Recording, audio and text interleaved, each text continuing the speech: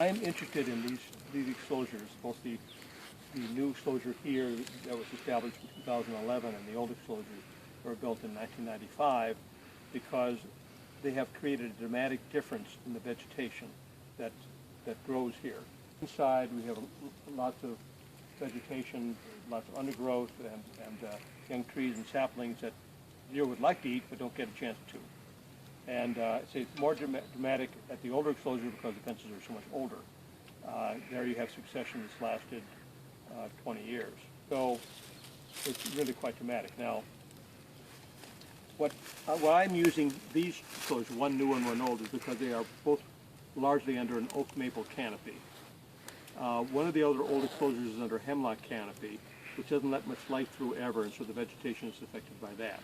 So what I wanted to, right now, on this new study of mine, I want to particularly take a look at the effect of the exclosure is under the same kind of tree canopy, the oak maple canopy largely. Of course, there's hemlock here too, especially at the further end, and there's further down there, but we have no hope of being able to see what the difference is. The question is there a difference in the small mammal populations, communities, inside and outside the exclosures? And on the basis, and I can certainly say yes, there is.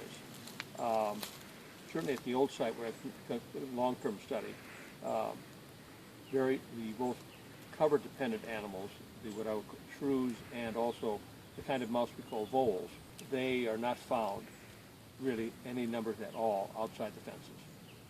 Now, that's been true all the way over at the old exclosures, and I found that true here too. Doing this new study here, which I began in 2012, and this is my third year, and probably continue at least one more year into 2016, because there's some interesting things I really would like to see. Since I've just begun feeding these shrews in the traps, I really would like to see if I can get some kind of a population study on them. And the other issue too is that small mammals populations fluctuate a great deal. They rise and fall, and with the exception of the white-footed mouse, Lacopus, which is always here, sometimes greater numbers, sometimes lesser numbers. The voles and shrews are much more difficult to catch. So I'm never quite sure when I'm going to catch them. And I want to do trapping frequently enough so I can see where they are when they are here, when their populations are large enough to be caught. In addition to the actually doing small mammal stuff directly, that's the live trapping, which I do, when I live trap them, I mark them and sex them and weigh them and release them. What I do also is vertebrate study as well with pitfall traps.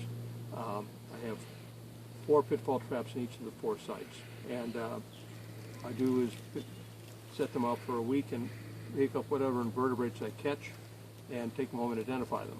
And I set them in a variety of habitats. I want to be able to relate what invertebrates I catch to what small mammals I catch.